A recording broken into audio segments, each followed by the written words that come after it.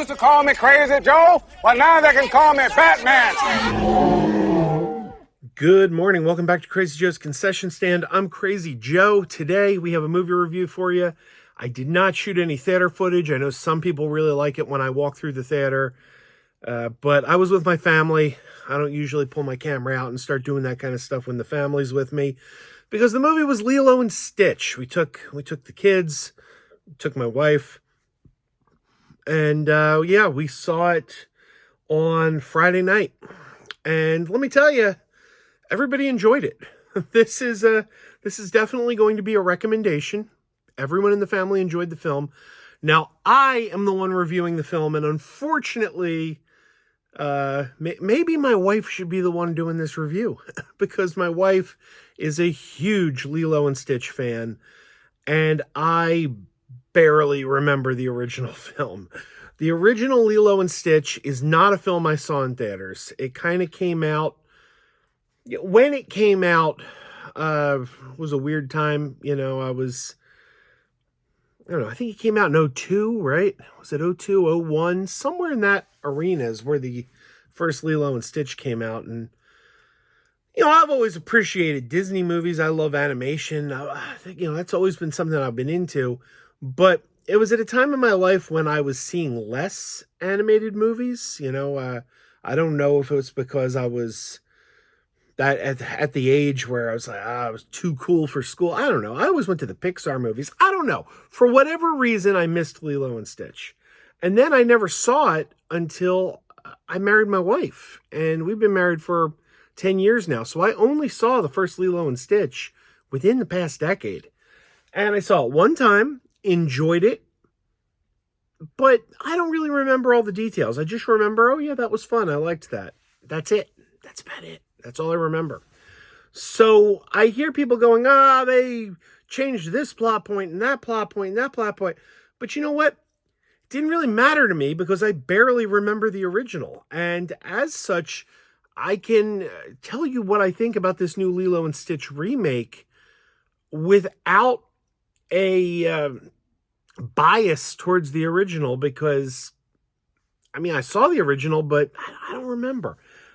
I could just judge this as its own thing. So what did I think of it? First of all, let me give you an idea. My wife, dyed-in-the-wool Lilo and Stitch fan. She loved it. She absolutely loved it. I thought it was very good, too. I didn't like it as much as she did. She really was crazy about it. But it's fun. It's fun. It's funny. It's silly. Stitch is adorable. The little girl playing Lilo, she's adorable. She's really talented. The superstar of the film is probably the actress whose name I don't have in front of me, who plays the older sister, because Lilo's older sister, Lilo and Stitch are both adorable. But a lot of the heavy lifting in this film, the emotional aspect, because it's a story about Lilo and her older sister, Nani. Their parents have died. And Nani is a, teenage, early 20s girl. She wants to go to college, but she suddenly has the responsibility of raising her daughter because her parents are dead. And it's not easy on her. She's not prepared for this. She didn't think she was going to be raising a kid at her age. She thought she was going to be going to college.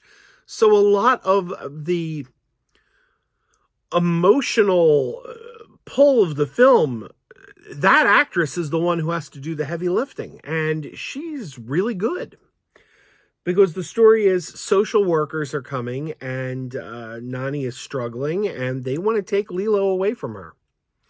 And am I getting the name right? Was it Nani? Again, see, look, not a Lilo and Stitch fanatic. I saw the original once, saw the remake once.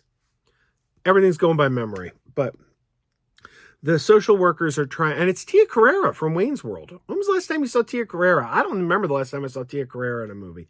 But Tia Carrere from Wayne's World. She's with a social worker, and she's trying to decide if Nani is fit to be raising her sister. And Nani's struggling, trying to get the bills in order, trying to, work a job. But she, wants to go to college, but how can she? She can't leave her sister. She wants to be a marine biologist. And also, you've got these aliens who come to Earth to track down Stitch, because Stitch was an alien experiment. We have the scientist who created him, played by Zach Galifianakis, and another scientist, or another alien who's an Earth expert. And they're undercover as humans. Neither one is actually human, but they take on human form, and they're trying to track down Stitch. The sister's trying to just hold down a job and pay bills. The social workers are keeping an eye on everything, and it all the wackiness ensues. It all comes to a head, and it's a fun film. I enjoyed this film. I think it's a perfect family film. It's a perfect family film. If you're looking for something to take the kids to, you can't do better than Lilo and Stitch. Everyone's gonna leave happy. I enjoyed it, and I'm the least Lilo and Stitch friendly of the family, which isn't to say I don't like it. It's just I'm not the fanatic they are. My wife and my kids liked it. I will say this: we're coming off of Snow White. There was the last time a Disney animated classic was translated to live action was just a couple short months ago in the movie Snow White. There's a couple videos on this channel about Snow White. And Snow White did not do well at the box office, which is a shame. And this is something I should do a whole video on this. We're going to have to do a separate video on this. But some people mistake box office failure to mean a movie is bad. If a movie fails at the box office, it doesn't mean the movie is bad. It means nobody saw it. And they're two different things. Logically speaking, if people didn't see something, they don't know if it's bad or not because they didn't see it. And low box office numbers tell you people didn't see it, not that it's bad.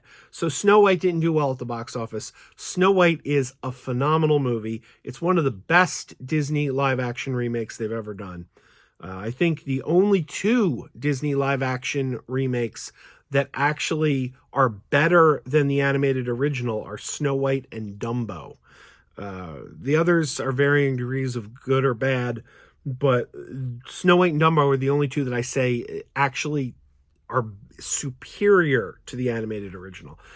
So the question, I'm coming out, I said, look, this was really good, but it wasn't nearly as good as Snow White.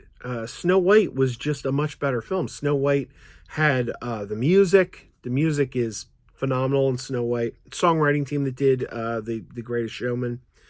It had more heart. It just was a better film. And my wife kind of begrudgingly agreed that Snow White was a better made film, but she's like, look, I'm a Lilo and Stitch fan. I like Lilo and Stitch better. That was her loyalty to Stitch, I think, because she kind of begrudgingly acknowledged, well, that's a better movie, but I like this one more. And my daughter was on the fence because she just loved them both. But not that it has to be a competition, but coming right off of Snow White, a film I saw 3 times, this just wasn't nearly as good. But that's not to say it isn't good. I really enjoyed Lilo and Stitch. I will recommend Lilo and Stitch. Definitely, if you got kids, check it out. I don't think you need kids. If you got a nostalgia for the original, this is going to make you happy. I liked it. I liked it. A big high five. Big high five to Lilo and Stitch. Good job, Disney. All right, everybody. Till next time, keep wearing those pajamas. Keep wearing those pajamas with the plastic feet. Keep wearing those pajamas. Tell everyone you meet. Keep wearing those pajamas with the back door flap.